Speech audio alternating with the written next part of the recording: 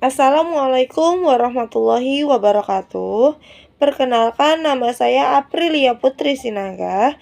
Saya dari Prodi PAIB semester 7 ingin mempresentasikan makalah yang berjudul Jenis dan Syarat-syarat Evaluasi dalam Pendidikan Agama Islam.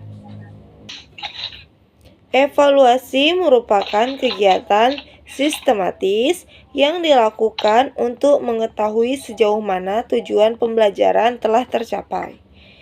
Dalam dunia pendidikan modern, kegiatan evaluasi menjadi bagian integral yang tidak dapat dipisahkan dari seluruh proses pembelajaran.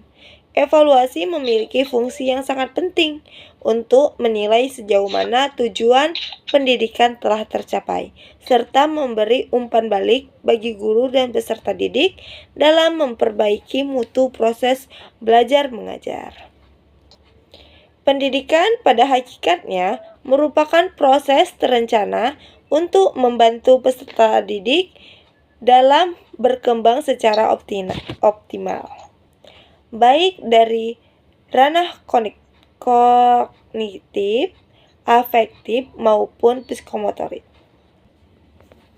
Sedangkan pendidikan agama Islam memiliki tujuan utama untuk membentuk insan yang beriman, berakhlak mulia, dan beramal soleh. Oleh karena itu, evaluasi tidak boleh hanya menitik beratkan pada hasil belajar berupa angka, tetapi juga harus melihat proses dan hasil internalisasi nilai-nilai keagamaan. Evaluasi dalam pendidikan agama Islam merupakan bagian dari upaya holistik untuk menilai keberhasilan pendidikan dalam membentuk karakter Islami peserta didik. Nah, ini ada jenis-jenis evaluasi dalam pendidikan agama Islam, yaitu 1. Berdasarkan fungsinya.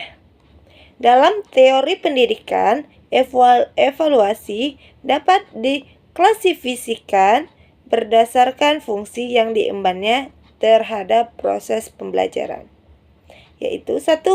Evaluasi formatif. Evaluasi formatif dilakukan selama proses pembelajaran berlangsung. Tujuannya adalah memberikan umpan balik kepada guru dan peserta didik untuk memperbaiki strategi pembelajaran agar tujuan dapat tercapai secara optimal. Setelah itu ada evaluasi sumatif. Sumatif ini dilaksanakan di akhir periode pembelajaran, misalnya pada akhir semester atau tahun pelajaran. Evaluasi ini bertujuan menilai hasil akhir belajar peserta didik setelah menyelesaikan seluruh materi. Dalam pendidikan agama Islam, evaluasi sumatif sering dilakukan melalui ujian akhir. Lalu ada evaluasi diagnostik. Evaluasi ini berfungsi untuk menemukan kesulitan belajar yang dialami peserta didik dan mencari penyebabnya. Dalam pendidikan agama Islam, evaluasi ini dapat membantu guru mengetahui apakah kesulitan peserta didik berasal dari kurangnya pemahaman konsep ajaran agama atau dari aspek motivasi dan lingkungan spiritualnya. Terus ada evaluasi penempatan. Evaluasi ini dilakukan di awal kegiatan pembelajaran dengan tujuan untuk mengetahui tingkat kemampuan awal peserta didik sebelum menerima materi baru. Dalam pelajaran agama Islam, guru dapat melakukan evaluasi ini untuk mengetahui kemampuan membaca Al-Quran, tingkat hafalan, dan pemahaman dasar ajaran Islam. Jenis evaluasi yang kedua yaitu berdasarkan aspek yang dinilai. Evaluasi dalam pendidikan agama Islam tidak berfokus pada hasil akademis semata, tetapi harus mencakup 3 ranah: pendidikan yaitu kognitif, afektif, dan psikomotorik. Nah, ranah kognitif menilai sejauh mana peserta didik memahami ajaran agama Islam seperti konsep tauhid, ibadah, akhlak, dan sejarah Islam. Yang kedua ada ranah afektif, sikap dan nilai. Menilai perubahan sikap dan internalisasi nilai Islam seperti kejujuran, kedisiplinan, tanggung jawab, dan rasa hormat kepada orang lain. Lalu ada ranah psikomotorik, yaitu menilai keterampilan peserta didik dalam mengamalkan ajaran Islam seperti kemampuan berwudu, membaca Al-Quran dengan tajwid yang benar, dan melaksanakan sholat sesuai tuntunan. Lalu ada syarat-syarat evaluasi dalam pendidikan agama Islam.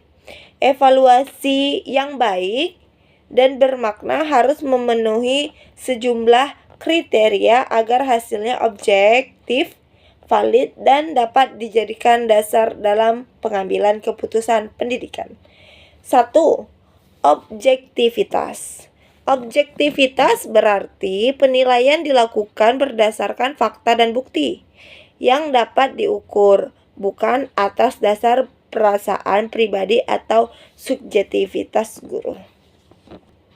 Yang kedua ada validitas.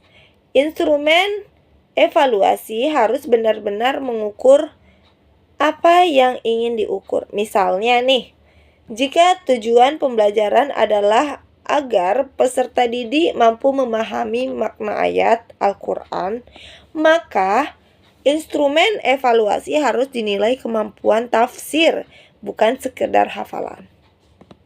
Terus yang ketiga ada reliabilitas, yaitu hasil evaluasi harus konsisten jika dilakukan berulang dalam kondisi yang sama. Terus yang keempat ada praktikabilitas, yaitu evaluasi harus mudah diterapkan, efisien, dan tidak memerlukan biaya serta waktu yang berlebihan. Dan yang kelima, keadilan dan keterpaduan dengan nilai Islam. Evaluasi dalam pendidikan agama Islam memperhatikan prinsip keadilan dan keterpaduan dengan tujuan pendidikan Islam. Penilaian yang adil berarti setiap peserta didik dinilai berdasarkan usaha dan kemampuannya tanpa diskriminasi. Oke, baiklah, itu saja materi yang bisa saya sampaikan. Semoga bermanfaat. Saya akhiri. Billahi taufik wal hidayah. Assalamualaikum warahmatullahi wabarakatuh. Terima kasih.